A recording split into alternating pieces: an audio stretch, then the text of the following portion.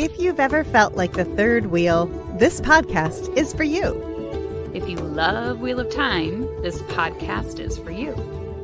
If you're bored and have nothing better to do, this podcast is for you. Join Rob, Megan, And Jen. in celebrating the Wheel of Time And its statistically best fandom.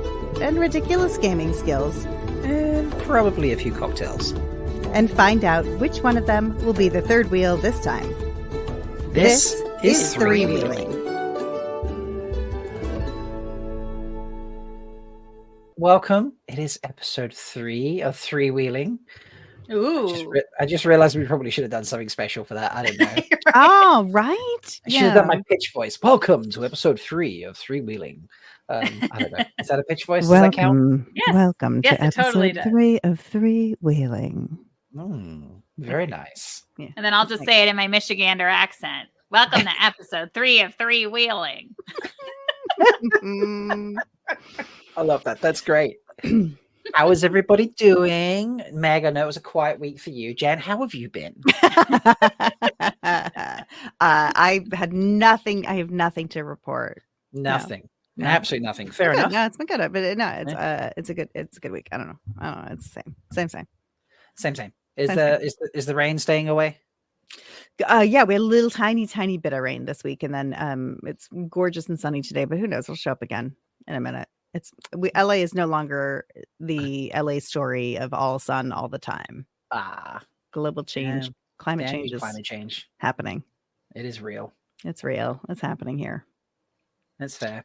Well, I had to cover the boss while he was away, so that's how my time has been since we last recorded, which involved not a lot. Although on Thursday, actually, maybe I'll save that for positivity, just in case Meg can't come up with. Oh, good, because I don't have anything. So Meg has nothing positive. Meg, nothing positive, nothing fun happened. What happened to you, Meg? me, Yeah. How's I this had week my been for you? The last 2 weeks. birthday yesterday. Yeah. So, Your birthday. yes. Happy birthday to this little angel. Look at that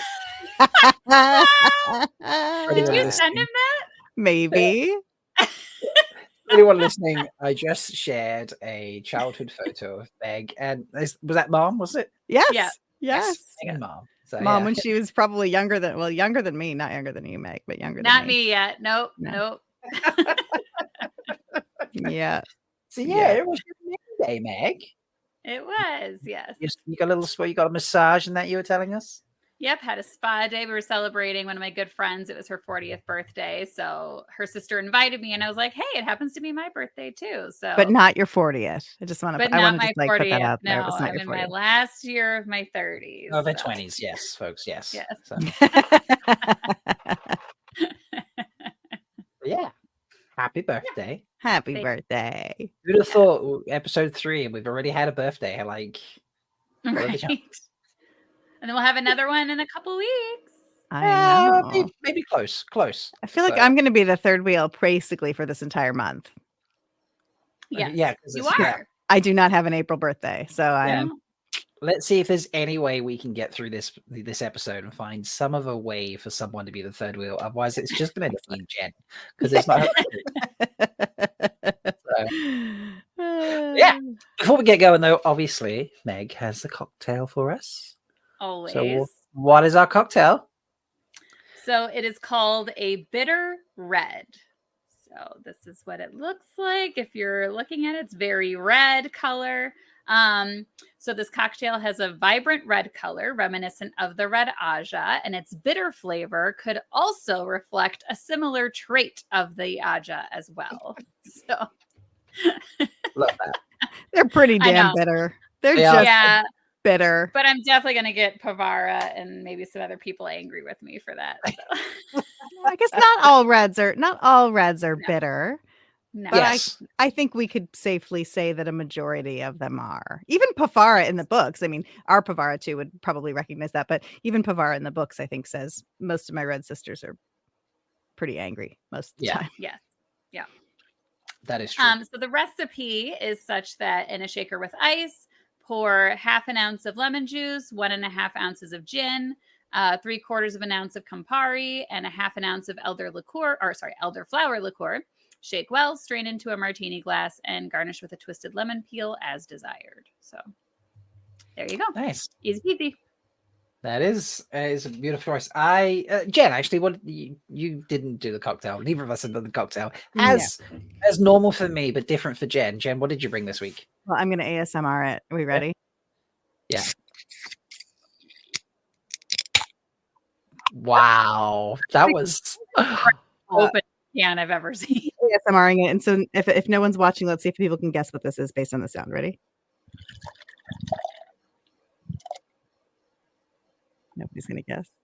No one's gonna guess what that is at all. Let's see if we get any foam. I feel like I need to do like the Gus thing now. Yeah, right. Oh wait, yeah, we're not sponsored by, but hey, wait, this might tip it off. Ready? It's the nitro inside a Guinness can. There we go. But this episode is brought to us by Guinness. It's not. It's really not. well, Gust. That was impressive. Yes. Oh, nice. Well, Gus, thank you. Now the pattern was at work for me this week because someone left. I work in a craft beer place that's also like a boutique hotel type thing. And someone left in their room a set of ales. And I thought, oh, what do they drink in the Two River? A lot of ales, I bet. So this one is from a company called Badger, which I'm showing on the camera now for anyone watching, for the patrons that might be watching. But this one specifically, it's an amber ale and it's called the Thirsty Ferret. But I am also going to ASMR it because it's a bottle. So I'm going to give you that, hopefully, ASMR sort of click.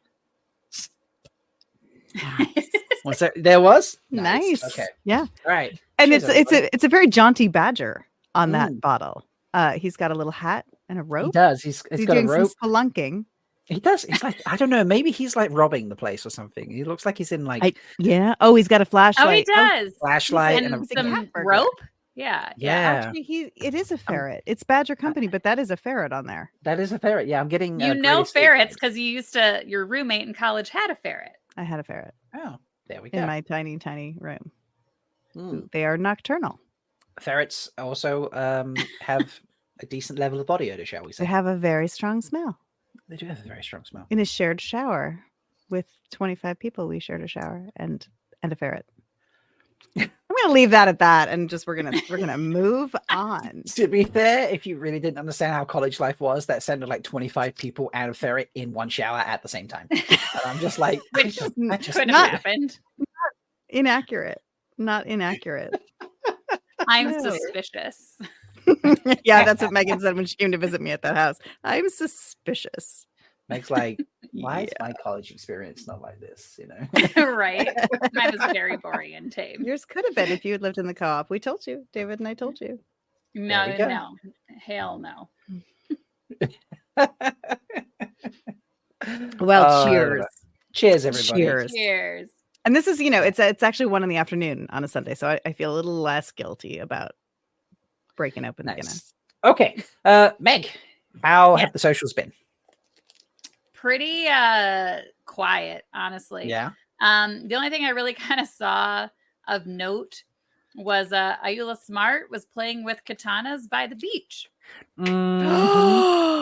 Yes, I didn't see this. She was holding a sword. So much toe. So much toe. Yeah. The amount of toe is insane, and like with her bare hands.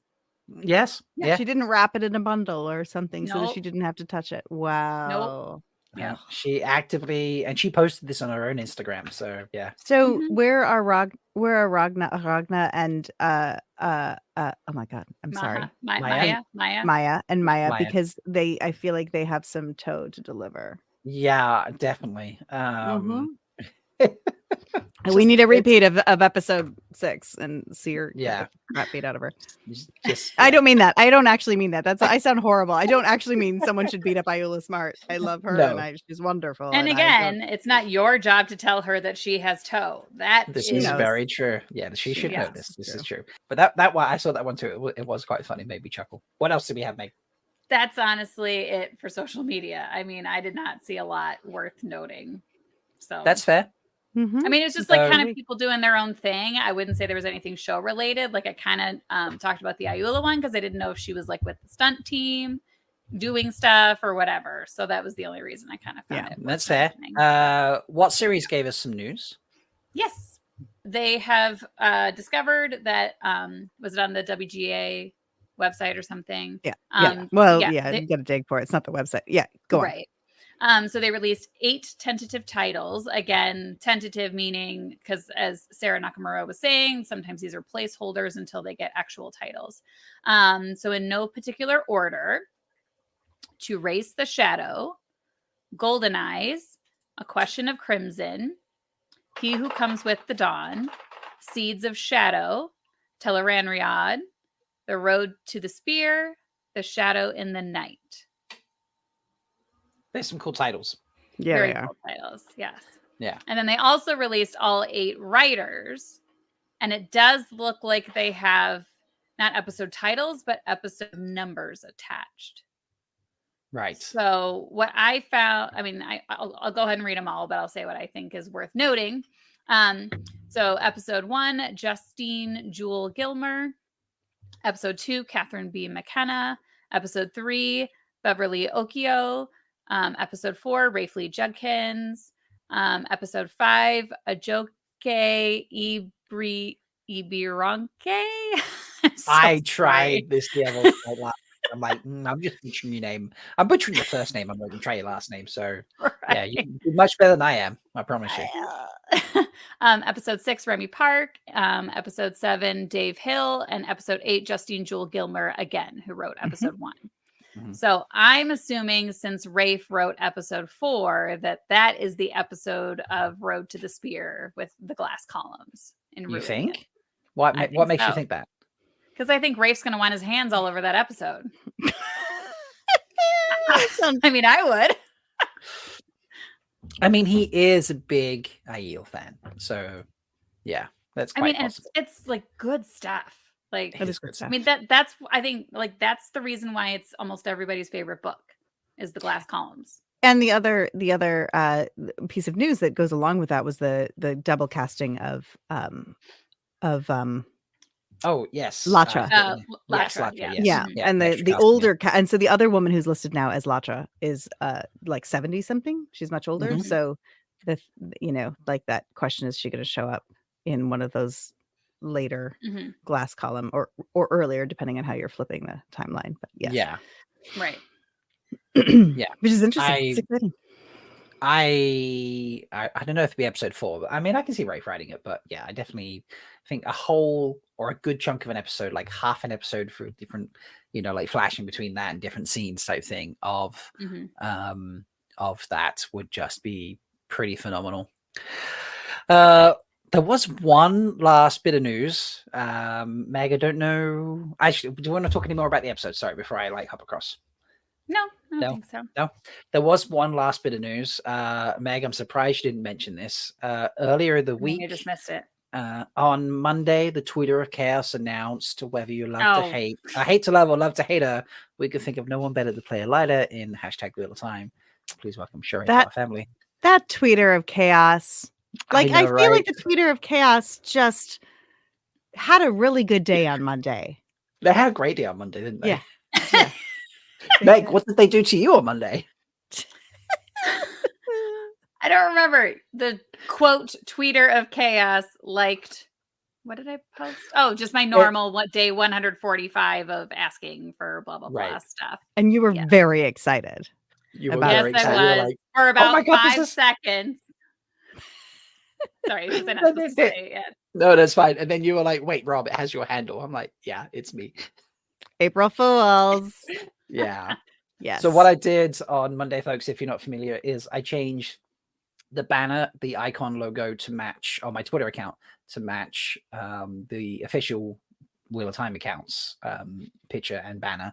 And then instead of changing it to Wheel of Time as my name, I changed it to Twitter of Chaos because I didn't want to seem too, real. I wanted people to like have a decent chance of being like, hey, they're not called the Twitter of Chaos. They're called the Wheel of Time. That's their name.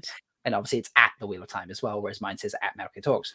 And then I posted the picture. Sure, I wrote that. Well, people got a little excited about it. In the end, it received 5 bookmarks, 543 likes, was 56 retweets, a lot of those being quotes, and then like 29 comments thrown in there. I did catch quite a lot of people out with it. It was seen 24,400 times. Holy smokes! Got posted on a subreddit. And I even managed to catch out what series. Thank you, Kevin, who also did the same thing as me, which is brilliant. And you didn't plan it, right? We didn't plan it. The two I of us were assumed just you going did. around doing it. No, the two of us were going around doing this. And then I DM'd him. I was like, Kev, this is brilliant. I can't believe we've both done this. And he's like, it's amazing. And he's like, I'm also not responding to anyone except with Wheel of Time gifts. And I was like, I shall do the same. And so we just gift each other, like gifted everyone all day. But yeah, he caught that the What Series account retweeted it and just was like posted it. 1 second, let me find it. It's so funny. Thank you, Kev, for catching this. They deleted it though, then, didn't they, or something? They did straight away. So they quote tweeted and said, "You're the tweeter of chaos. You have a long time coming. Please just confirm this casting type of announcement. So what you do? Drop it April 1st. Welcome." And they tag Sheree. We cannot wait. And hearts. I did not tag. I was almost tempted to tag Sheree, but I was like, no, let's calm that down. Keep it in the fandom. The trolling. I mean the fooling. Yeah. And they immediately deleted it. Yeah. So that was a lot of fun for me. I did not expect that to take off quite the way it did. I thought people would just, be like, oh yeah, that's not actually the official account. But apparently people are they gullible, went for it, so. like me. Yes. And I have to say, I think that because I'm not as I'm slow on Twitter. I think my first instance of it was seeing it in our chat, the three of us, and so probably yeah. And I was like, oh, phew, I didn't get technically pranked because I was watching Megan get unpranked in real time, which was great. But for actually, like making it fun stuff, not like earth-shattering, like frightening things. Because earth-shattering and frightening to me is the cancellation of the show. They clearly, I mean, like, that's fair. That's fair. Yeah. I deliberately, I wanted to post something that was basically true anyway. So it just kind of, it was like, we know this, but it's official now. Like that excitement, as opposed to like, Wheel of Time season 4 is green. I was tempted to do the green light thing, but I was like, no, because then I'm getting hopes up, like in a way that's wrong. So right. All right. So after last week, I say last week, 2 weeks ago, but after last episode, we talked about Rafe's original pilot. Had some fun and chatted to Ali and Gus, and just enjoyed. I don't know about Meg, but I very much enjoyed hearing about the other side of writing a pilot. That was very interesting for me. That was very interesting. Yeah. Sorry. So sorry. No, go, Jen. Go. No, please go on. I was just gonna say yes. It's great. Ali and I have conversations. We can talk about that stuff all day, and it's ridiculous. We literally don't stop talking. But while we're on the quick subject of Gus and Ali, I saw them last night. They both say hello and for the podcast, and I saw Gus in his play called Phoenix. Oh yes, tell us about Phoenix. Excellent. It was incredible. It's a 2-person show, and so it was just it was Gus and a woman that he was performing with on stage the whole time, just the two of them. Wow. And it was phenomenal. It's a play. I asked them when it was written, and I think I asked his partner, and she didn't know, but it's fantastic. It was great. It's just like 2 people on stage yammering about like all the things that very, very slice of life with a lot of real humor, not like slapsticky humor, like just real human humor. But they were fantastic. It was great. Awesome. So congrats to them. I love that. Yeah. It's a theater company that Ali and Gus started. So it's their own theater company as well.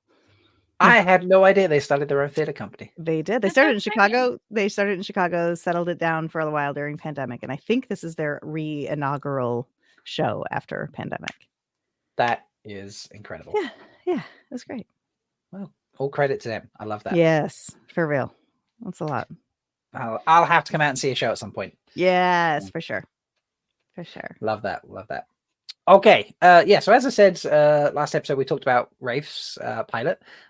We thought that we should actually talk about the TV show itself, and figured we should start with what we think of the episodes and the seasons. So we thought we'd kick it off at the most obvious place. So we're going to talk about episode 6 of season 2 first. That seems like the logical place to start, right? That's where we should start. Yeah, obviously. For sure. No, we'll do episode 1 of season 1, episode 2 if we get round to it. Depends how much we want to talk for. But yeah, we waited a long time for this. I remember people crying over trailers and Me. the excitement of it happening, and it was. Did you cry over the trailer, Meg? I definitely got like weepy, I would say. Sure. Yeah. I was on the big Dusty Wheel trailer Guidon watch it live. Yeah, when he had like 20 people or whatever all around the border. Oh yeah, the people got around. Yeah. I was in that and I wept on camera. I did. I wept. But you're a little video within a big video, so nobody saw me. No one could find me, but I was there and weeping openly. See, I don't think I weeped at the first trailer. I think I like got a bit weak, like Meg. I got a little weepy, but I don't think I actually like cried. I have not cried through anything for all the time. Like actually cried until the finale of season 2. Yeah. So I was a hot mess during episode 6 of season 2. And I wasn't hyperventilating, weeping. It was just all the emotion of like seeing my headcanon come to life in different ways. And honestly, it was well, this is episode 1, but it was Nynaeve pushing a going off the cliff. That sent me over the. Is that a metaphor for you and I, because those are our favorite characters too? Yeah, and I would push you. Are you going to push me off a cliff? Without question. Why are you even asking this? I would push you off a cliff so fast in the way of helping you grow into a woman. Of course. Yes. Right. Yeah. Well, she's finishing her 20s now, so it makes sense. Like exactly. It's about time. It's about time. Yeah. Next time you see me, Megan, you better hope there are no cliffs around. Are there any cliffs at Walk-On? I don't think there are. No, it's Ohio. There's no change no cliffs in Ohio. That's true. It's Ohio. Yeah, that's a good point. Yeah. But anyway, yes. The trailer was. I mean, we were all. I think. I'm sure that we all shared that feeling of just like we'd known the show was coming for so long. We'd seen a couple of images here and there, but we didn't really know what it was going to feel like. We'd seen the casting, right? But it was just the anticipation of the build up of what is this thing that we all love so much going to look like when we see it, and hear it and feel it, and it was amazing. Yeah, I agree. So we did talk last time about the double cold open, I suppose you would call it, that we thought was added afterwards, but it didn't feel like a double cold open to me. It felt like the start of a story, and then we got a cold open. Yeah. So it kind of set up for narration to happen a little bit throughout the series, or at least in the first episode for me.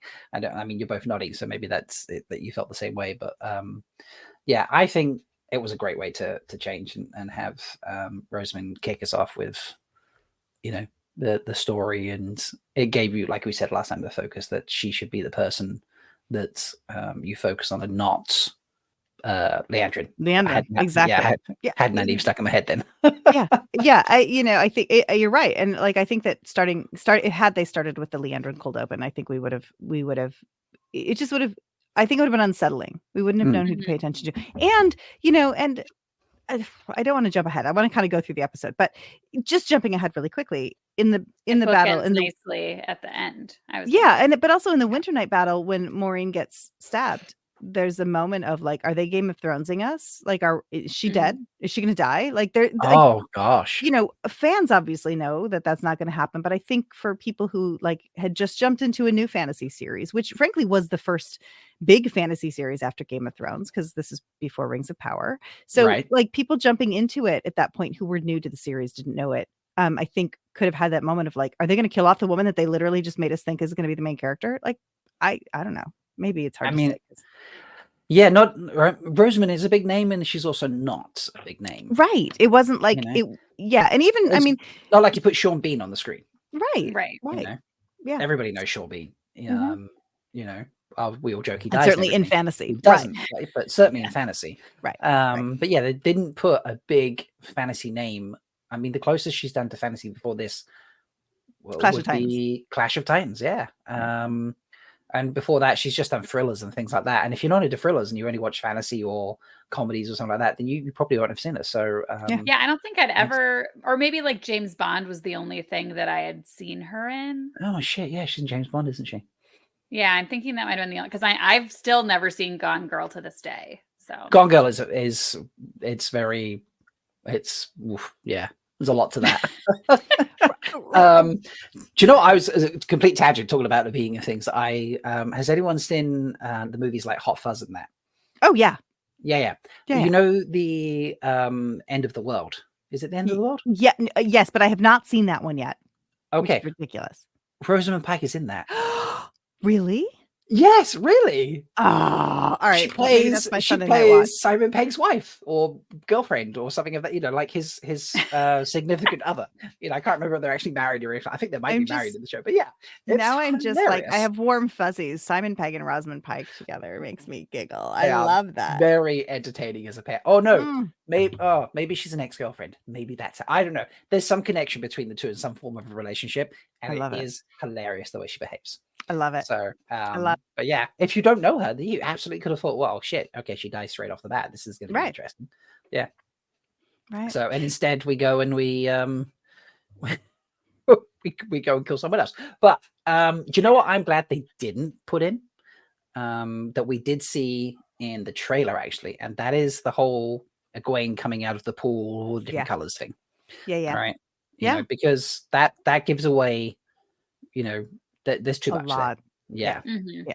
So. And it's also, reading that in the pilot, not to go back to last week, but reading to the pilot, the unshot pilot, it also has Nynaeve like killing a lamb who was like ill or injured and like wasn't going to survive anyway. But it's kind of brutal. And it's a little too much. And then like when she's cleaning the pool, she's actually taking the lamb's body out of the pool. And I'm like, ooh, like there's an aspect to that even had a darker element that I just think they made some really nice choices. I mean, here's the thing with the first episode. It was really fun to watch the first two together and to like compare them now. I mean, we did the first time, but to compare them right now, these two, like with this level of distance from it, because the first episode, everyone freaked out because they were like, this is different. This is different. This is different. This is different. But you had to build the world. And that first scene with Moiraine of like, I'm looking for somebody who's really important and I don't know who it is. And, like freak every bro out with the comment of it might be a girl. We don't know the gender, Oh no. So can't possibly be a woman. Exactly. That is how bros talk. Sorry, I'm glad you know this. So thank you. I do. A female. It's going to be a female. But sorry. That alone, I think, was enough to strip people's gears and freak them out. But you had to do so much world building in the first episode. Like, I'm glad they deepened the lore of the women's circle, and like what we got to see that happen, because it is so important in the book. And it's just like, there's a women's circle. And because bro says that. And so the choices of where they had to diverge in that first episode were strong, but necessary, because you had to build that world up. It's a fantasy. If you don't start by world building, you lose everybody in day two, because everybody's like, I don't know what this place is. So I think that the places that it diverted in the first episode were necessary and good and strong and set such a strong foundation. So by the second episode, we know where we are. Meg, what did you think, like, watching these back? Like, what were your thoughts? Okay, so I'm just, I guess, like, thinking back to the beginning. I felt like the whole red scene, some of like the special effects and like Leandrin riding the horse, it just felt a little campy to me, just the way it was shot. Like, I just definitely see like there's been an increase in production quality in season 2 for sure. So that like kind of threw me off a little bit, but like, I mean, and I thought the same thing the first time I saw it, but, what I did really enjoy about that part is I love how like I feel like they very well illustrated the madness, with him seeing another man there. And I think it definitely sets a precedent for Rand later on when he starts talking to Lews Therin. So I feel like that was a really nice nugget to set in the beginning. I also feel like it was a giant flag. Anybody who was paying attention. So for all the haters who were like, what do you mean we don't know the gender? The second scene in this entire series is gentling a man. Right. So if you think about it, they're pretty much setting it up and telling us from the beginning, we're going to find out that one of these people can channel and is like going to be dangerous and considered dangerous, and it's going to be a man. So I feel like, you know, Rafe was like, I want to bring this element of like, we don't know who it is and keep this mystery for all of season 1. But also for anybody who's actually paying attention, he tells you in the second scene that it's going to be one of the boys, at least. I remember I had a co-worker at an old place pick up the books because I would talk about them at work. And he was reading it and he wasn't even, I don't know, 10 chapters in, 12 chapters in, something like that. And he's like, so clearly Rand is the main protagonist, you know, because everything's from him. Everything's from his POV. Yeah. You know? And I was like, yeah, if you think about it, like here's a book where 95% of it is from one character's POV. They're the main protagonist, generally speaking, or the main character of the story. They might be evil rather than good, but they are the main character of the story. And it's, you know, same principle here. Like, okay, we're hunting for this person, we don't know his, but let me show you how dangerous male channelers are and make a big focus on that and say nothing about female channelers except like you know, it is obvious that it's going to be one of the guys. So yeah, haters gonna hate. Yeah. And honestly, like watching that first episode and into the second as well, I do feel like we are in Rand's POV more than a lot of other people. Like the camera's definitely and the story's definitely following him more than everybody else, I think. Well, yeah. Whose home do we visit? I'm literally I pulled it up to kind of like refresh me because I watched it earlier this week. But you know, you get introduced to the women in the women's circle, but you don't get like I suppose a Egwene kind of a one-on-one. It depends how you want to, you know, determine it. Like she's thrown into a river. That's your introduction. Whereas Rand, you get a little bit of story where he's walking along with Dad and they're talking about, him as a child. Him as a child and like walking through the woods and stuff. By the way, I do love the fact they have to stop the cart to like, you know, rocks in the way and he picks up stones that are smaller than my fist. I'm like, that's stopping your cut, dude. God help you if a breeze knocks out a few twigs from the trees. You don't want to break an axle. You all need a new wheelwright in that town, let me tell you. Yeah, there might be a decent blacksmith, but there ain't no good wheelwright, that's for sure. Right. Yeah. You know, and the other thing too is that the other thing I love, because you're right. I really feel like from that first episode they're setting up that it's either, if you don't know the stories, it's either Egwene or it's Rand. Right. It's going to be one of them. And frankly, 100% necessary and not in the books, because where the books go, and I know that this is somewhat Brandon's influence, but like where the books go, it's the Rand and Egwene story. It's Rand has a story and Egwene has a story. And so like if you didn't establish that here, if Rafe didn't establish that here and then built Egwene to where she's going to go, we all would have been like, what were you doing in episode 1? Why didn't you set any of that up? Yeah. So even leaving the pool out of it, which I think was fine and like a strong choice. But I think if he hadn't set up Egwene at this point, we'd all be like, yeah, bait and switch later, you know? So, and the books don't. It's a bait and switch with Jordan. I mean, Egwene is just not set up maybe is why she gets all the hate. I think it is why she gets all the hate, because I think people are like, why are you giving this character so much when she was just a whiny baby in the beginning, you know, who tagged along on her own. You're making me think about why I'm not a massive Egwene fan. And I'm just like, I don't think it's the bait and switch, although the bait and switch is, you know, sometimes it does work, let's be honest. You know, but, yeah. You know, I think here it's gray area whether it works or not. And I was like, no, I think my problem with Egwene still revolves around how she eventually treats Nynaeve. That is the bit about Egwene I don't like, which stops her being a much loved character rather than just a good character for me. But I can see a lot of people not liking her because of the bait and switch. Be like, hold up, where's she come from? Why this? You know, Nynaeve's the most powerful channel, blah blah and stuff like that. So I could definitely, you know, see that being a thing, and it working a lot better in the TV show because she's had this, you know, this better setup. So. So in the last 2 weeks, I had two experiences with show watchers.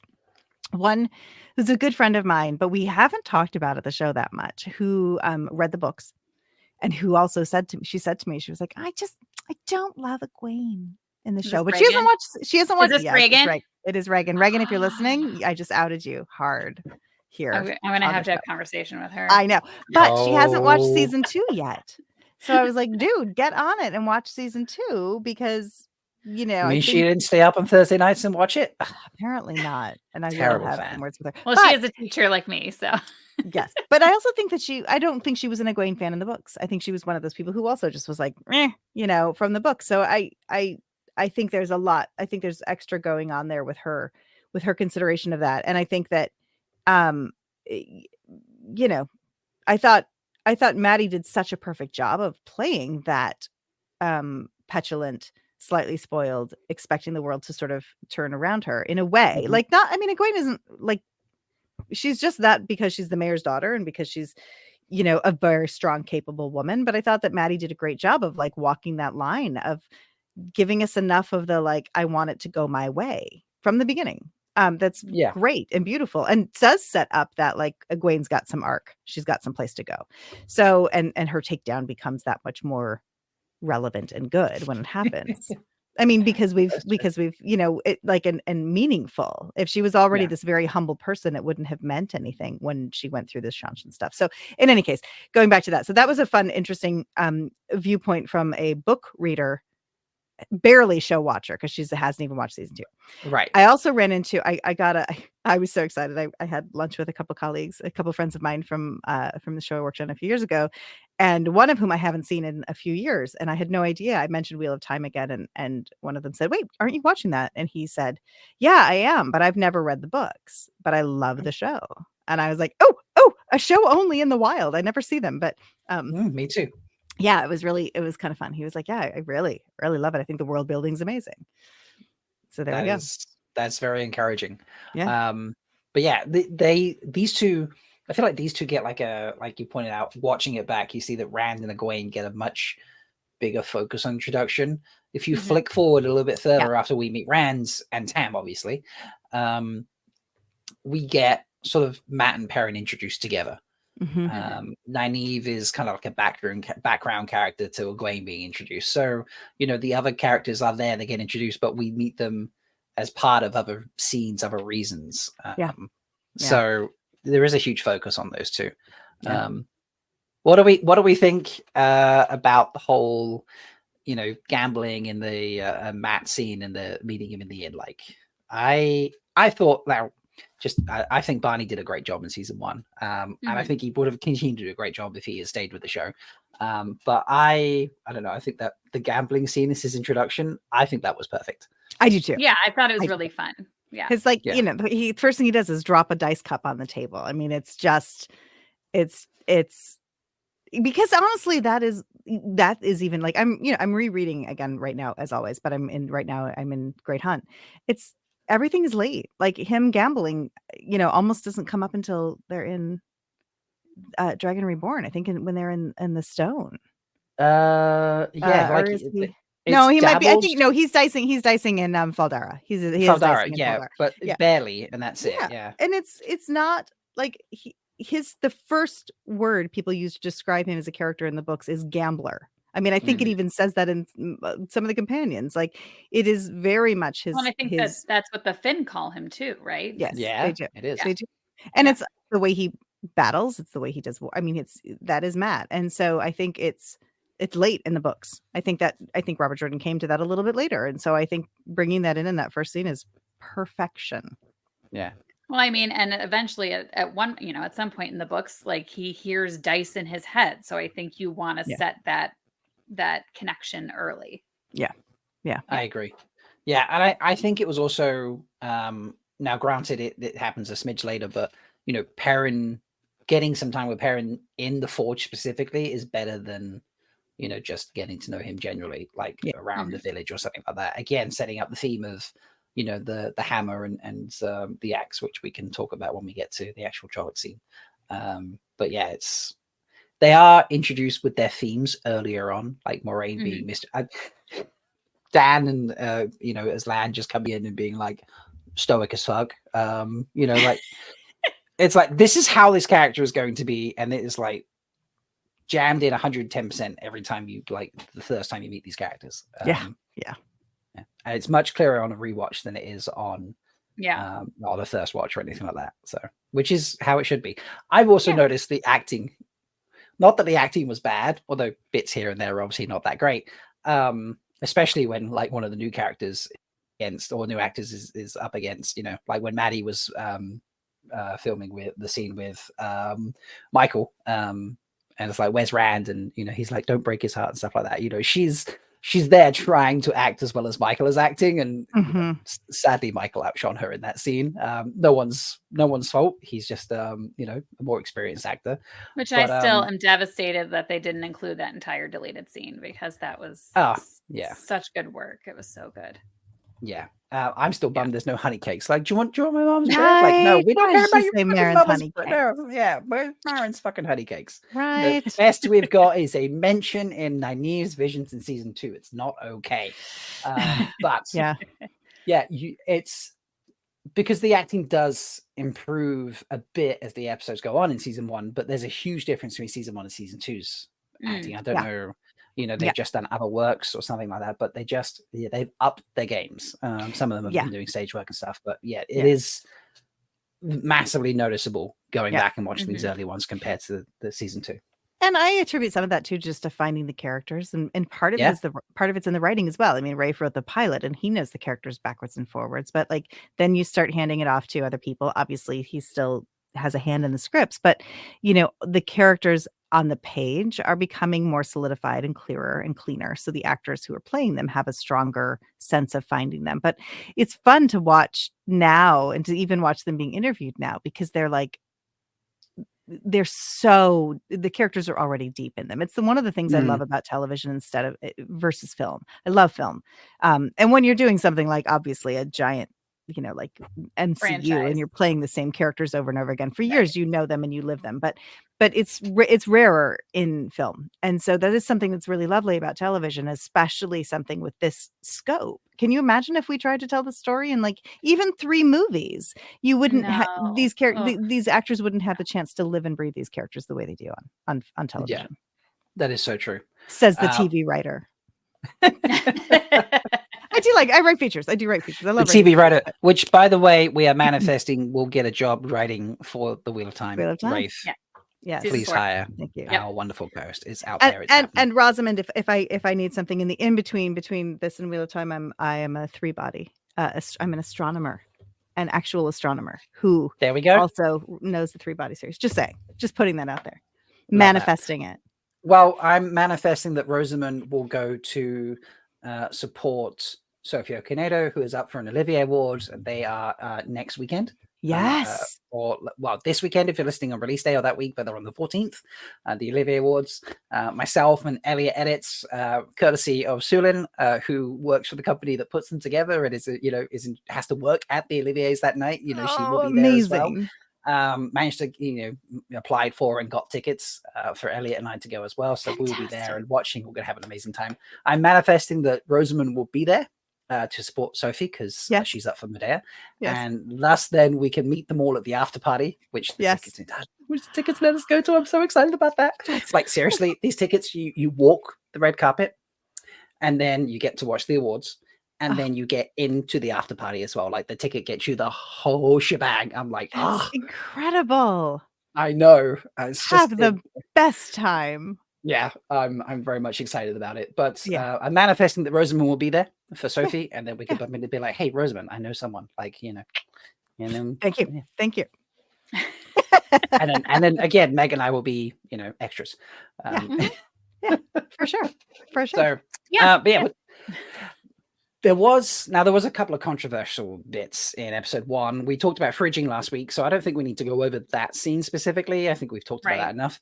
Yeah. But the other one, which I think is controversial only to book fans, is Natty and Abel Cawthon. Right. Matt's parents. Where do you two fall? Like, Meg, where do you first? What do you think about how his parents are in the TV show compared to the books?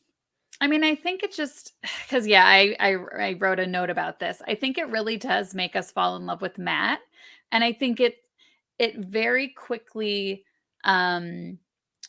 shows us his character in terms of like, because he's always saving. I mean, again, he's the reluctant hero, right? So he's always saving the girls, which I could go on about how much I hate that too. But oh, you mean like the Wonder Twins, not his sisters? You mean like right? No, yes. Wonder Twins, yes. Wonder Girls, the Wonder Girls, You got Wonder me. Girls, yeah. Wonder Twins, unite. Wonder Twins, activating them. Wonder Twin powers. Wait, is that you two? This week I am the third wheel because I am not a Wonder Twin. But I just think it really shows that like he's a caretaker on some level, you know, and just that he really has a big heart and wants to like do what's best for those that he loves. So I think that's just a really quick way to get us on his side in terms of that. Yeah. And please welcome Jenn's cat to the podcast recording. Thank you. I love it when pets turn up. I don't even know where she came from. You know, it's interesting because I agree. I think it also helps. You know, Matt, in the fandom, we love that he's kind of an idiot and that he like makes bad choices. But I just think it grounds that a little. You know, I mean, I was just having a conversation this morning with a couple of good friends about, you know, about kids who are, you know, like teenagers who are products of, you know, situations that make them make choices that we would question. And I think Matt makes a lot of choices that we question. And this just helps ground that and make him less of a spoiled brat about it, or less of just a jerk about it. But also like, okay, he came from this place where his decisions were based on trying to help people, but he was given dealt a rough hand in order to get there. And so, and it also makes his luck.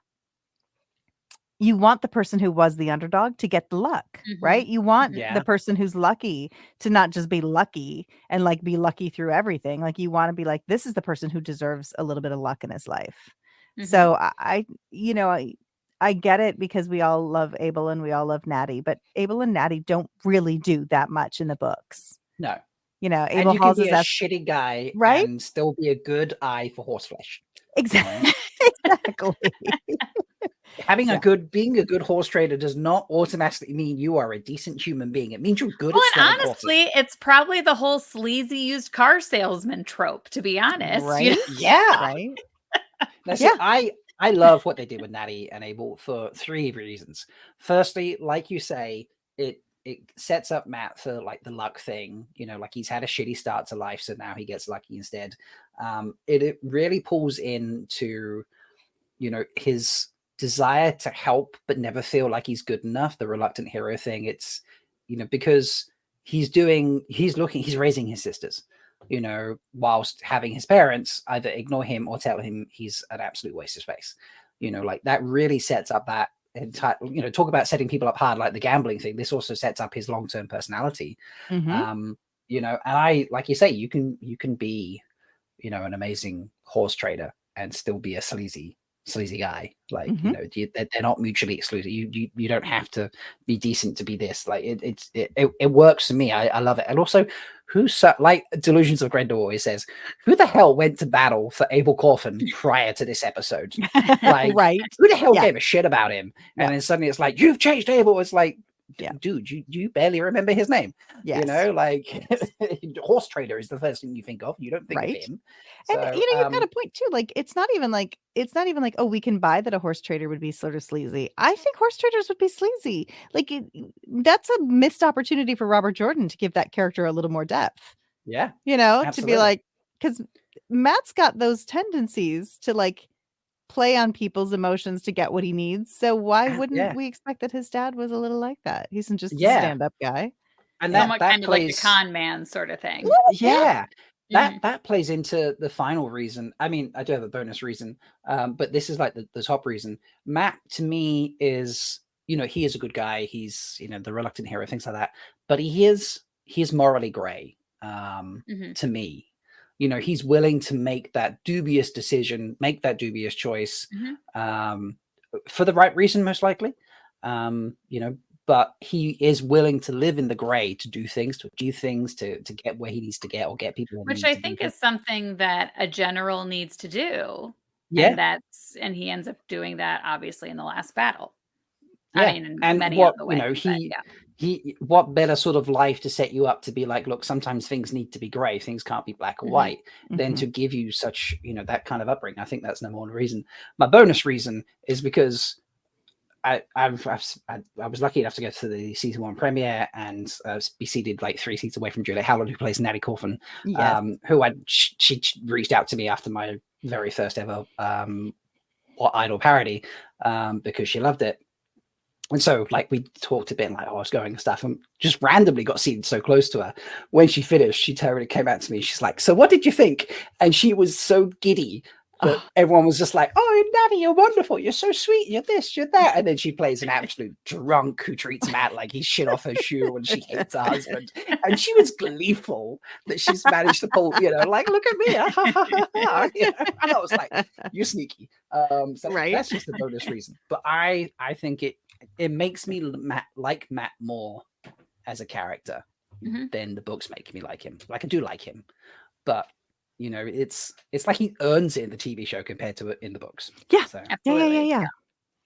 And then we have probably the hottest scene in the entire, just, I don't know, maybe 2 seasons, close. Butt rock. Wait, what? Butt rock.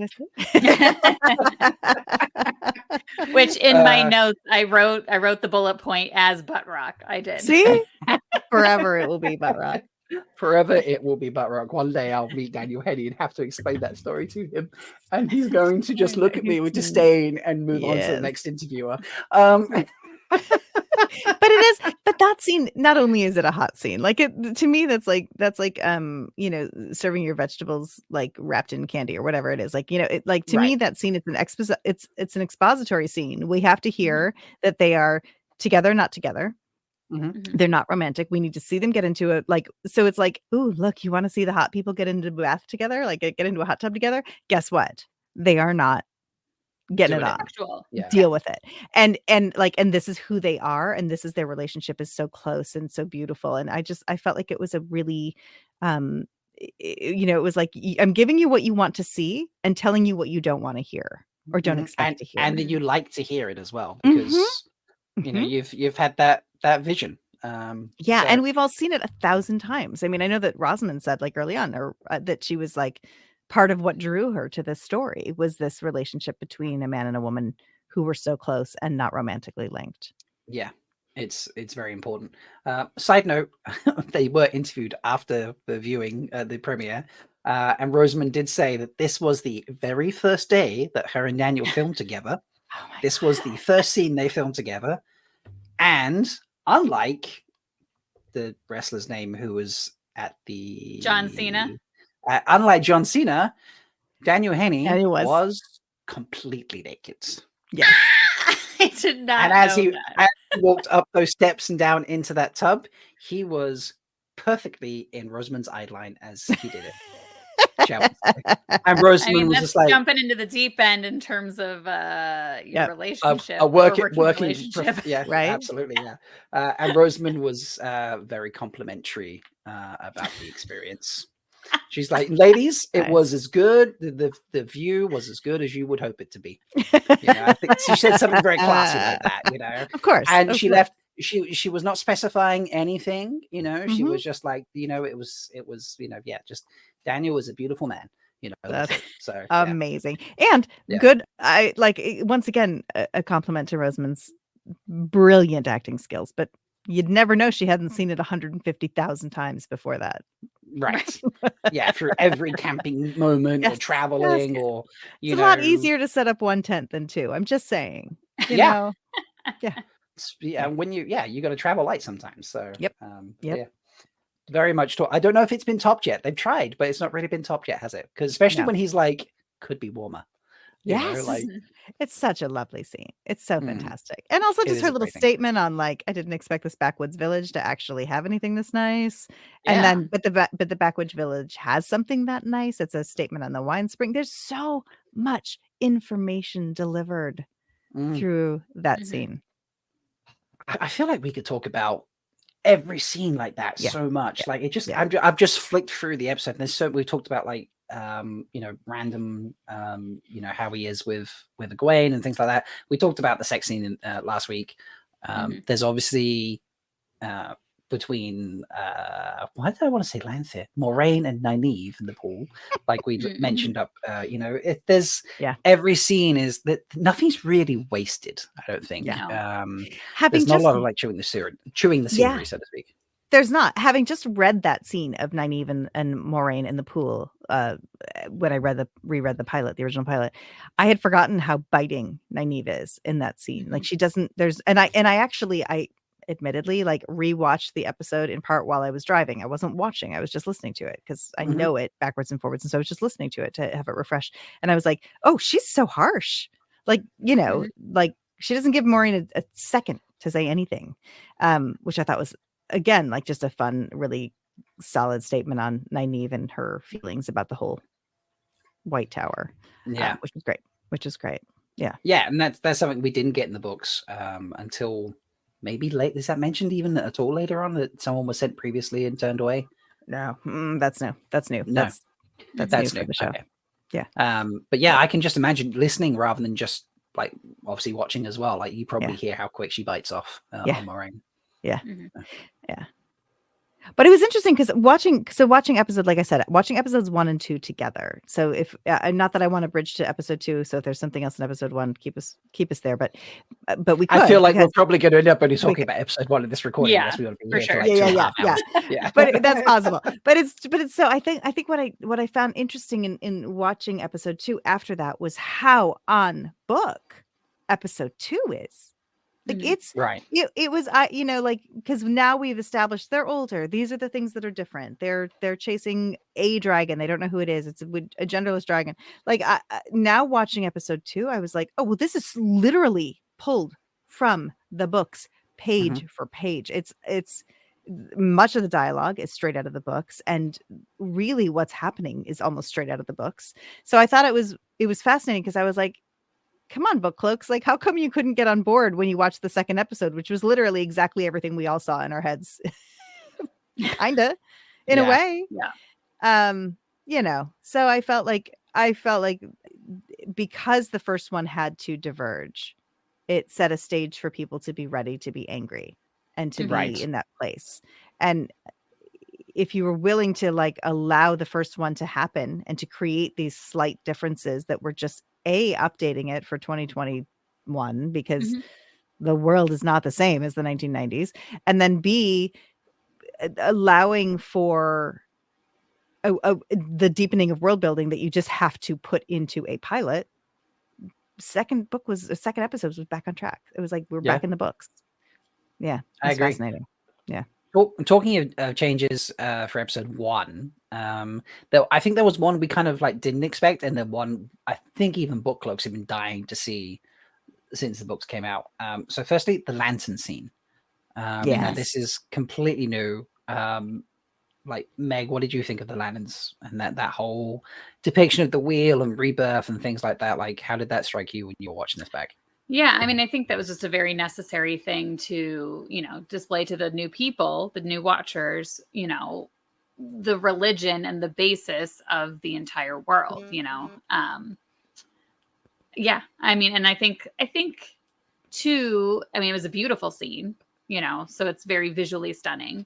Yeah, and I just think it was just a really easy, quick way to relay that time is a wheel and we expect our loved ones to eventually be reborn. And it then leads us into the whole idea of the dragon reborn as well. Yeah. And also that whole part, I mean, again, jumping way forward to Veins of Gold in Gathering Storm, when Tam's talking to Rand and saying, and I actually wrote down the quote. Look at you being organized. David, stop listening. Oh, sorry. No, right. It's good. No. You're good. Taking personal I'm moment. sure there is a reason no one can remember their past lives. Sets up Rand's memories, all of that. And then Tam says, all we can do is the best with what life has given to us. And I bawled at that line. Yeah. I bawled at that line. And that's essentially what that epiphany that Rand comes to, before the darkness settles on him. So. Yeah. I think there's a secret hint to the Coffins in this scene. Yeah. I think they had another child between Matt and his younger sisters, because there's a big age gap between them, clearly. And I think that when Matt was younger and the sibling was, still maybe like a toddler or something like that, I think they left Matt looking after said child while dad's off, sleazing it up. Mum's probably a bit of an alcoholic still at that stage anyway. And I think that his sibling died because Matt was too young to realize, or too young to actually look after the kid, because, it was probably close in age to Matt. And they were like, you just, because they were inattentive parents. And then they blame him. And that's why she drinks so much and why she hates him and hates her father. Yeah. I think something like that happens. And that is why Matt is then so crazy obsessive about his sisters. Because he feels guilty that I think I think that will come to part. That might be some of that's really sad. Yeah. I don't know. I hope maybe that's not right, but yeah, it's kind of where I'm at on that. So from an acting perspective or from a writing perspective, Barney, or at this point Donal, like as an actor, when you weren't given a lot of material, like you need to build in that story. So even if it's not canon, even if it wasn't written by the showrunner, even if it wasn't put in the story, as an actor, like playing that into it for Natty, for Juliet, like that's in some part their job is to fill in those gaps. And I see it now that you're saying it, but also as a showrunner, it's your job, or your writer, to like know those backstories. We may never hear it, but it's really solid, and I buy it. Like there's more that his attention to the sisters does feel like it is more than just I've got little sisters, I have to take care of them because my parents are right there. So I love that. I do hope to see it. I hope it we actually see it. I just think Natty, when she was or Juliet in that scene was playing Natty, I just think she was too upset about the lantern they were setting.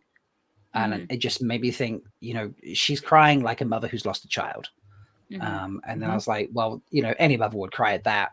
But I then just thought about how awfully they treat Matt and how insanely protective of his sisters they are. Like he was not like fighting the Trollocs or anything. He's like, I'm running from everything. I'm hiding in the hedges. I'm hiding on the doorways, archways, whatever I can to get away. I'm going to lock myself. I'm not a fighting in this. I'm running away. I'm scared my ass off. And it's just like, wait, where are my sisters?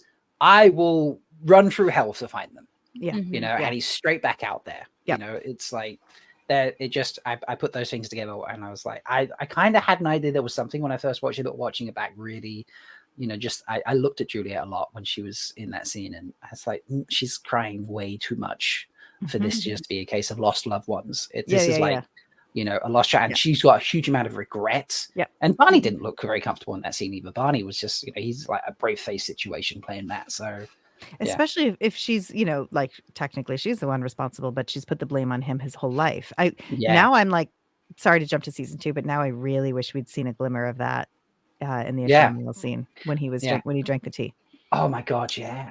Right. Because he is just protective of any child. Like when we see the girl with the doll later on, again, heartbreaking, but he's just like, oh, a young child, like I must look after them, sort of thing.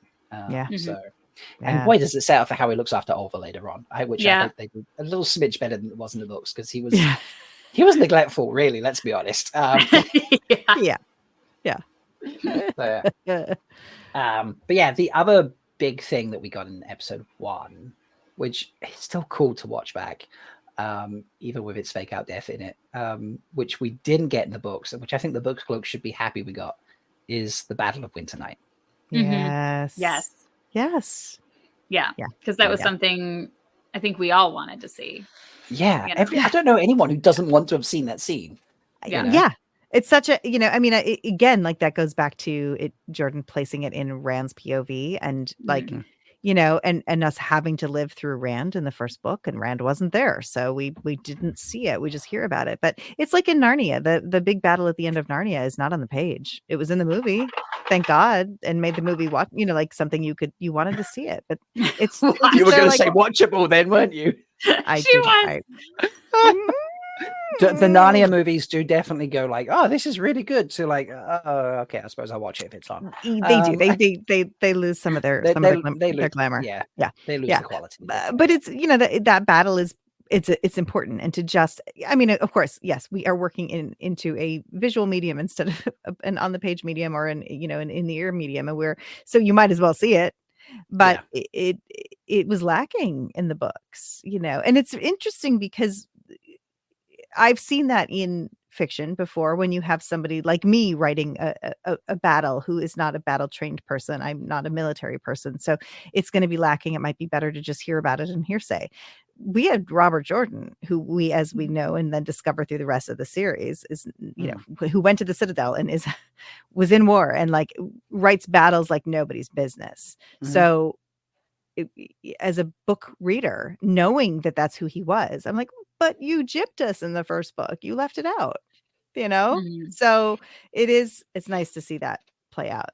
And it also, again, it's another piece of world building. We watch the women, and it's foreshadowing for season 3, but we watch the women fight the Trolloc. We watch this peaceful town deal with this thing. We see how menacing and important. I mean, we only meet one Trolloc in the book when they get chased away. We've met Nard. Yeah.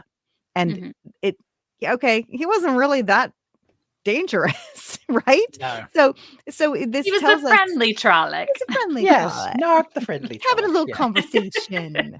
So it's again, it's that piece of world building of like, you can't mess around with this. And we haven't even touched the Murdral yet. He's just standing back giving orders. So like, it's a necessary piece of that. Like, there's a reason you need to leave town. It's I think it also sets up the Warder Bond too, like how that functions in terms of like the fight. Rewatching that scene.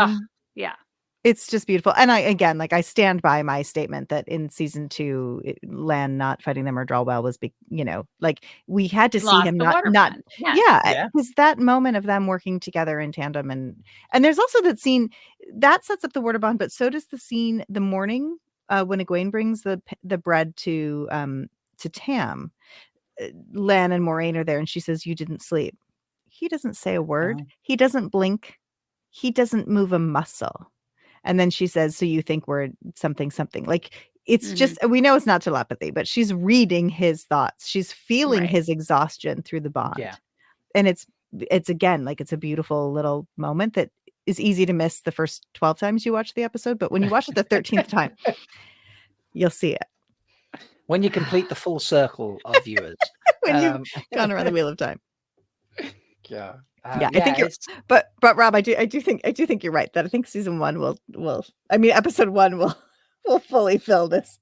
We're like well over an hour of chatting, and so maybe we just round out episode 1 and we're going maybe we just end up doing like not necessarily every episode, every hour episode going forward we do an episode of the show, but at least try and knock them off. But I think especially as we get to season 2. Was there anything in episode 1 where you're like, I really don't like this, or you think this was silly? Because when I was watching, the only thing for me, so I don't know, and maybe it's because I'm Egwene at heart, but with the channeling and the mechanics, like, it still just seems very like iffy and confusing to me as to like, so we don't see the weaves with Leandrin in the beginning. With Moraine heating up the bathtub, it seems iffy if we see the weaves or if it's just steam. And then when she's channeling against the Trollocs, we're definitely seeing the weaves. So like, I don't know. I just feel like I need harder rules for channeling. And like, and obviously in comparison to season 2, obviously the graphics and everything look much more beautiful in season 2 than in season 1 in that aspect. So that was probably just like my one main negative that I had. And by the rules, do you mean the audience rules? Like, what do we see as the audience? Or do you mean like specific rules of like who can see someone channel when?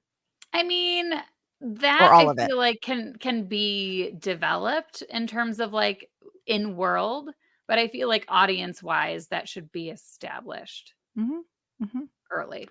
Yeah, I get that. I think for me, I probably still am viewing it from the POVs in the scene. So the cold open with Leandrin felt like We were in the guys. It was the guy's POV, so he's not seeing anything. In the bathtub, it feels a little bit like it's Lan's POV, because Moraine's answering a question from him, like, "Oh, it could be warmer. I'm surprised he even got this." No, he said it could be warmer, but Moraine sort of looks at him just like, and then talks like he said something, but he hasn't. So it kind of felt like it was a little bit. She's answering him in the scene. He's not answering her. It kind of helped. So the scene felt like it was from his POV. So again, like he might have an inkling of when she's channeling, but the steam was kind of like making it all mysterious and that. But then fighting the Trollocs definitely, felt from Moraine's POV. Because she's like, which Trolloc do I kill? Let me throw this block from the wine spring. Things like that. Well, it's also Rosamund said this. She was like, I think she said it. Somebody in an interview said it ages ago, but something like how silly it looks if there's no special effects around it, because you're just watching. You're watching a woman go "Rawr" with her arms, and so it's like there is that aspect of I don't mind the build as much, because I like the build sort of establishing people don't see what's happening. But when we get to that battle, if we didn't have the weaves around her and like Lan moving through them, like visually, I think it would have been a much more boring thing to watch. I totally 100% agree with that. I'm just saying, like, but it is, but I see that. But I also think that I think that that's part of establishing that people don't see it, because I think if we all just saw her weave every time, and then when someone's like, what is she doing? We would have been like, well, can't you see the weaves? So there is it's a tricky thing to establish without saying it out loud. It's a really tricky thing. And even I think we get a little bit more of it when she starts to train Egwene, but like I still am missing that very expository statement of other people can't see the weaves, and when you are better trained, you'll be able to see what I'm doing. And no one said that. We're all the way through season 2 and no one has actually said that out loud. And I feel like that potentially might have helped answer that a little better to establish that rule. It is tricky. It's tricky. I noticed a moment that will make the book cloaks come out in force during the battle of the Winter Night battle. So I'm going to put it on screen. So, folks, I'll describe what it is for those who obviously aren't the patrons. People are non-patrons, sorry, because patrons can watch. So I've shown a scene of the wine spring collapsing and the dust sort of exploding behind Lan. He runs up and catches Moraine. Now, if you look, as we look at this screen here, to the left of Lan, as you look at it, obviously to Lan's right, all right, there's a little line. I don't want to, maybe I can put the mouse on the screen. You'll see it. Yeah. Okay. So right here, can you see this? Yeah. Yep. That is his sword that he has just thrown away to one side to dash off and catch Moraine. Now, I'm like, I was watching this. I had to keep watching it and like replays and stuff like that. Is Lan just throwing his sword to one side to go catch Moraine? Now, catching Moraine is obviously the most important thing to him in the second, but of course, would he throw his sword aside like that? I don't. Well, isn't it a power wrought sword? It is. So it's fine. So we know it's gonna survive. It's fine. But you're saying you wouldn't throw it because if a Trolloc comes up on the side while he's trying to protect Moraine, and the Trolloc goes up, he's got to have a sword ready. A true swordsman and warrior does not discard a weapon so easily. Okay, so here's my book club moment. All right, I'm gonna admit this. I'm doing this publicly right now. Oh boy.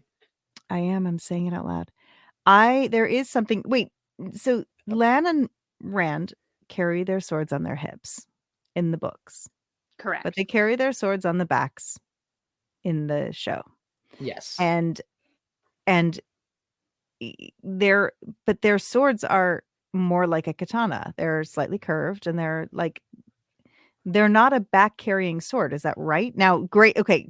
We need some people in our fandom who are sword people to really talking about this. Josh from Black Tower Podcast is probably a good person to ask. Yeah. And so, if it makes sense that that slightly curved swords, like a katana, would be carried on the back, and it doesn't matter. You can carry it wherever you're most comfortable. Then fine, I'm down with that, and I can buy into it, and I'm good.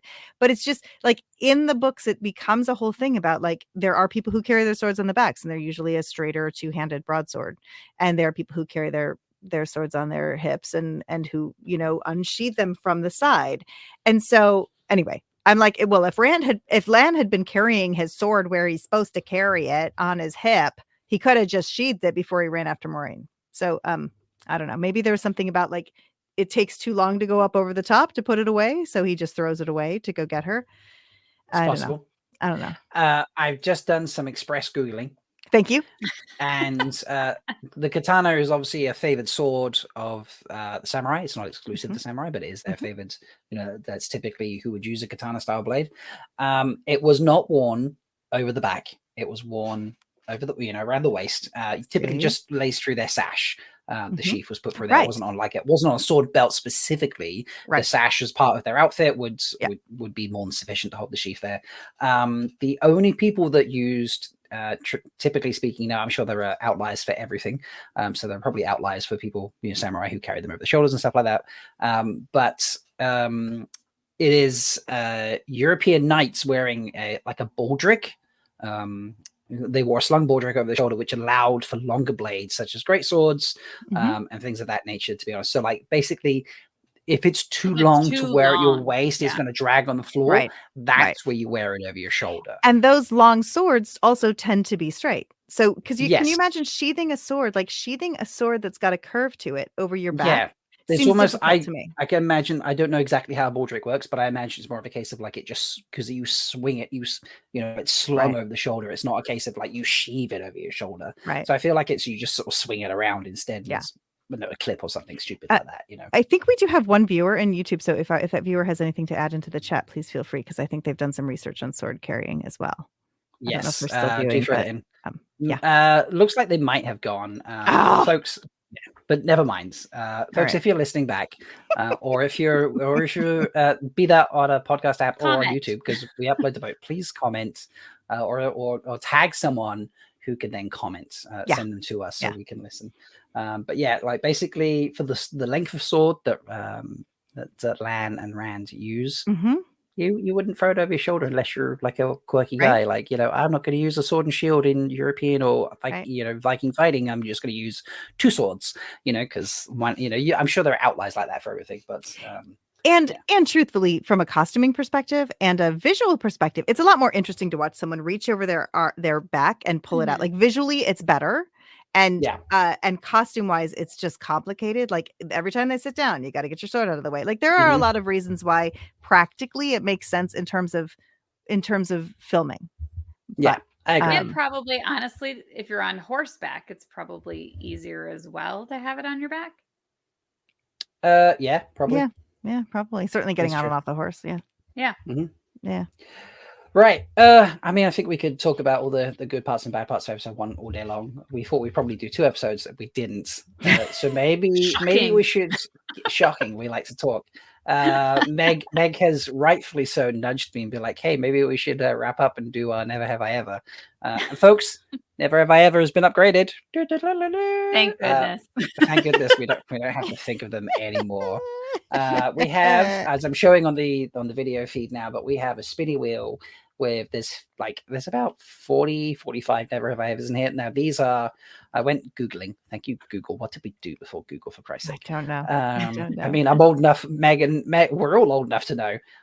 It's rare. I'm the oldest person where I work. Jeeves. Not the oldest person. Ask oh my God. Ask Jeeves. Yes. I almost started a website that was Ask Jenn, because I feel like I know everything, and then if people could just ask me instead of Jeeves. That's brilliant. I love that. But yeah, we could make that a segment in this show. Ask Jenn. Yeah, folks, send us your agony aunt questions, and we'll ask Jenn. Yes. This is the 3-wheeling version of Ask a Wise One. I love it. So there's like 45 Never Have I Ever's in here. I removed things like Never Have I Ever Been on an Airplane, because like it's got to be Wheel of Time suitable. So but there's a couple in here that are like, never have I been like joyriding or something like that. I'm like, yeah, you could do that on a horse. So sure, absolutely. So I left them in. So we're going to spin these, and then we are just going to debate it from there. We might, folks, if you're listening and you're a patron, please suggest Never Have I Ever's. We'll add them into the mix and we'll just keep building this. Yes. And hopefully we can have 100 or so in here of Never Have I Ever's. And maybe we can replace the regular ones with better Wheel of Time ones. I love it. Meg, who are we this week for Never Have I Ever? So so since we were doing episode 1, we decided to do Women of the Women's Circle. So I am going to be Marin Elvire. Mm-hmm. And then Jenn? Rob, you said you wanted to be Natty Cawthon. Yes. And with some personal Juliet connections there, Rob. And I am playing Daisy Conger. Yeah, I joked I would play Natty because I've met Juliet. So yeah, why not? Yes. I feel like I'm dropping that a lot this episode. That is not the intention. Drop it. Please, just keep dropping. All right. This wheel, it will give us kissy sounds at the end of the spin, by the way, ladies. Excellent. So that is just the nature of what it does. That sounds like Maiden's Kiss that we're playing. Kind of, yeah. Yeah. Okay. Yeah. I mean, I'm down. So here we go. Let's spin it and get our first Never Have I Ever. Here's the kiss. Never have I ever saved a life. Oh. That is the first one. Well, doesn't Daisy Conger become the wisdom? She does, and also she's there with a pitchfork in winter. In the winter. Winter night. Yeah. So, do I drink if I now I'm really confused again. Do I drink or do I not? You have saved a life. Oh, I have saved a life. Yeah, drink if you have saved a life. I'm inclined. I don't know. Nanny in the books. Is she going to be saving people during the Battle of Two Rivers? Nursing? Is she going to save a life like that? That's iffy, I think. It is, but also Daisy's the wisdom in the books. But it looks like didn't Natty take over as wisdom in Natty? But in the accepted test. That's in the accepted test, so that's not real. I think they're setting it up. Yeah, okay, maybe that's possible, I suppose. I'll have to bug Juliet, and she'll probably tell me Marin has saved a life. I don't. I don't know. I think those honey cakes are pretty life saving. So this is true. True. Okay. All right. So just Marin drinking there. All right. Let's spin another one. This is so much easier, isn't it? It is. It's so much easier. Thank you. Never have I ever lied to a boss. Now I left this one in here because it might be I'm helping out the wine spring and Marin out there has bossed me around, or I'm pairing with being a blacksmith's apprentice, things like that. So Daisy's got it. Daisy lies to the wisdom all the time. Exactly. Mm-hmm. You're the one drinking a lot this week. I'm highly confident that show Natty Cawthon is lying to fucking everybody. Yep. I mean, if Bran is the mayor, I could guess that Marin's maybe lied to her husband. Marin. Yeah. Now, see, this is one of the ones where I'm like, this is a gray area. I'm leaving. But I don't think Marin would say that the mayor is the boss of her. That's probably true. He's the boss of the men's village council. The village council. Thank you. Yes. All right. Yeah. Love this. This I need to put the spinny noise back in, I think. Never have I ever gotten seriously hung over. Natty, drink up, Natty. Drink, Natty. Daisy's drunk in the pilot too. Yeah, she is. Mm-hmm. I don't think. I think Marin has not. Yeah, I think that. Yes, I don't think she's gotten seriously hungover. I think she's had a dabble, but she's got to go up and set up the. Meg, you're getting away with it this week. I know. That's why I picked Marin this week. Yeah, goody two shoes, Marin. Never have I ever clogged someone else's toilet. Daisy's drinking to that one. I mean, come on. Marin would never go to anyone else's toilet because she owns the inn. So Marin is not drinking. Yeah, that's right. I don't know if Natty has. I'm probably going to say, I don't know. No. Yes. No, I think Natty would just go out to the woods instead of. Yeah. Is Natty getting invited to someone else's in her current state? No. So these are fun. I will add them back in as we come back each week. So because we're changing characters, so they become relevant again. Never have I ever used someone else's toothbrush. Well, I'm pretty sure Natty in the show doesn't brush her teeth because she's too busy drinking. Yeah. Daisy would use somebody else's toothbrush. She's tough. She does a lot. Yeah, Daisy's like, I gotta brush my teeth. I don't care whose toothbrush it is. And Marin out there, she's too classy. She carries around a travel toothbrush whenever she needs to. So yeah, okay, fair. How many more do you want to do? 2 more. We could do 2 more. Yeah. 2 more? good. Okay, 2 more. All right, so all right. Let's see. Never have I ever had to take a walk of shame. Ooh. I think Daisy doesn't have to drink in this one. No, I don't think Daisy has to in this one. Yeah, that's Yeah. it depends. Like, is a walk of shame a walk of shame if you're not feeling shameful about it? It's still a walk of shame. No, It's still a it's walk like of shame. it's morning after a one night stand. It's a walk. Okay, fair. Daisy and Wit are pretty solid. I have Yeah. to admit that. I feel like Natty and Abel have been together a long time. I don't think Natty was even prior. I don't think Natty was the walk of shame type.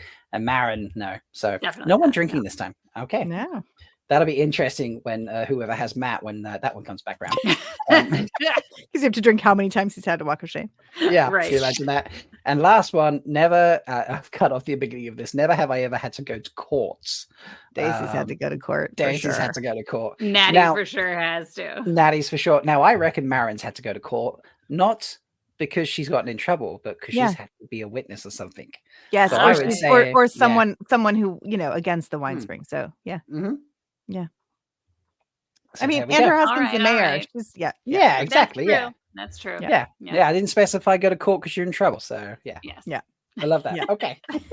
So that is our streamlined, much better version of Never Have I Ever. I Yeah. told you we'd get It was better. much quicker. great. Yeah. It was great. so quick. It was so good. And we had fun. So We fun. still got to debate a bit. Yeah. Yes.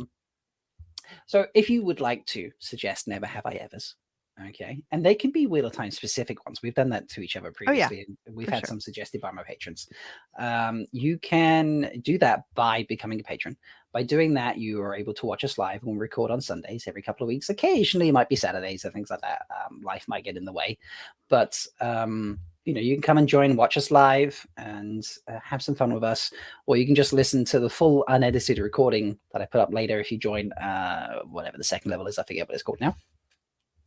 You need to follow us on the social medias. So Megan has lots to talk about. Social media. Yep. I need to make that. Yeah, I need to make a little video jingle for that. So we're 3 right now. Help me out here. Is it 3.wheeling is the Instagram? Yes. Yes. Yeah. Yes. 3 dot wheeling is the Instagram. And Yeah. 3wheeling pod is the Twitter. Yes. There we Yes. go. I'm learning. Yeah. So follow us on those, folks. Join the Discord server if you're not on Discord, because we have a section there in my Discord server. You can see the cocktail of the week that Meg puts together for us. Because Jen and I we're going to bring a beer and and tell us what you think of the episodes. Yeah, she's too bougie for me. It's like, folks, you need to watch the video. Like, you need to become a patron and watch the video just so you can see Jen's bar in the background. Megan's bar in the back. Oh my God, Right. we're just like our parents. I love the youngest one of the podcast. Sorry, Meg's bar in the background. It's very, very impressive. It's got lights and everything. It is. So yeah, let's do that. We are we're on almost every. Are we on Apple yet, ladies? Who's been checking? We're not on Apple yet. Right We're now. still not on Yeah, Apple. I check. checked this morning. Apple's okay. being so slow. But we are on Damn. Audible. We are on Podbean. We are on. We're Other on all the things. other ones, basically everywhere. We're on Spotify. Yep. Google Podcast has disappeared now, so get rid of that if you've got it, folks. But check us out, Spotify and Podbean, all those other ones, or you can just listen to us on YouTube. I upload it up to YouTube as well. So let us know, and I think that's it. We have might do water positivity. Water positivity. Yeah, what a positivity. All right, go Meg. No, Jen had one, right? Wait, what? Didn't somebody have one? Yeah, I could do one. Well, Yeah, someone I just- said at the beginning no. that they had something. Yes, I can do it. and I can do it. All right. Well, let me vamp. I so- can do one. I have one. So, well, If you're ready to vamp, you go vamp. We need to celebrate Meg's birthday a little bit more. So it Oh, was Meg's birthday yesterday or a Yeah. few days back if you're not listening on recording day, and she had a wonderful time. We just need to celebrate Meg a little bit, yes. and all of her passions over there. Look at that little face there, like she's so Megan. cute. Our brother Meg's like- Austin. Oh, Meg's baby like- Oh my God, Megan. Meg, Baby I cannot Meg believe in you sent all these in pictures. the reindeer jumper, with mom when she's a Baby baby. 1 day old Megan. One day old Megan. And then it's just Mm. eating here at the table. These are some cute pictures, folks. You're only going to get to see these if you're patrons. So That's right. love this sunglasses look here. Love the sunglasses. Yes. Please don't talk about me in that picture. I am not. And then this is these the California redwoods? It is. Yep. It's the sequoias. The sequoias? Wait, Oh, is that so mirror cool. or is that sequoia, Meg? That's Sequoias. that was okay. in That was Yosemite. when I was no, never mind. It wasn't. I was thinking that was when I was reading Wheel of Time, but I wouldn't have been wearing You were. glasses then. So no. Yeah, you were. I wouldn't have been wearing glasses in 1997. All I right. had contacts then. They're debating now, folks. I love this. Yeah. Meg just looks killer cute. Just let you know, folks. Adorable. No. And she does do the cosplay. If she tells you otherwise, she's lying. Look, here she is. I'm not even With a sure what katana. She's got it's a sword. She's got No, it out of it's a pirate sword because it's outside. It's a pirate sword, but it's a curved pirate sword. Curved pirate swords. And my favorite picture of the lot. This is like probably the most adorable picture I've ever seen in my life. I don't know why, but it's like Meg. I'm going to describe it through the folks on this thing. Meg, like her long blonde hair and that tucked under this like adorable Captain Hook pirate hat type thing. All right, she's not wearing anything else piratey, just the hat. There's a giant stack to the right of her. And she's a big grin off camera and the world's biggest fucking grin. I was just like this. Well, we were in Disneyland, so we were. Just had to gush over our co-host there for a little bit. You're too sweet. I think that's a pretty solid wad of positivity. Yeah, it was. Yeah. Yeah. Did you like our vamping there? That was very nice. Yeah. Happy birthday, Sissy. Happy birthday. Thank you, Sissy. Turnabout is fair play. You don't have any old pictures of me. So we'll be back in a couple of weeks. We'll be recording probably during JordanCon, won't we? Yeah, we are. That's currently a scheduled record day. Yeah. So that's how this. Oh wait, JordanCon. I'm sorry, you said JordanCon. Yes. You're right. I was thinking I was already at WalkCon, but already at WalkCon. I'm already there. Already at WalkCon. All right, folks. Follow the socials. Comment below. Like the video. Subscribe. All those things. Send us never have I ever's. Join the Patreon and watch us actually goof around on camera in person. See these fun pictures of Meg as a child. Which she's going to murder me for and Jen for after we finish. But yeah. Stabby stab. Stabby stab. And that's it. And we'll see you next time. So see you next time. Goodbye. Bye. Once again, we've proven that even when you're the third wheel, you can always find a place to fit in. Join us next time. On Three Wheeling. On Three Wheeling. On Free Wheeling.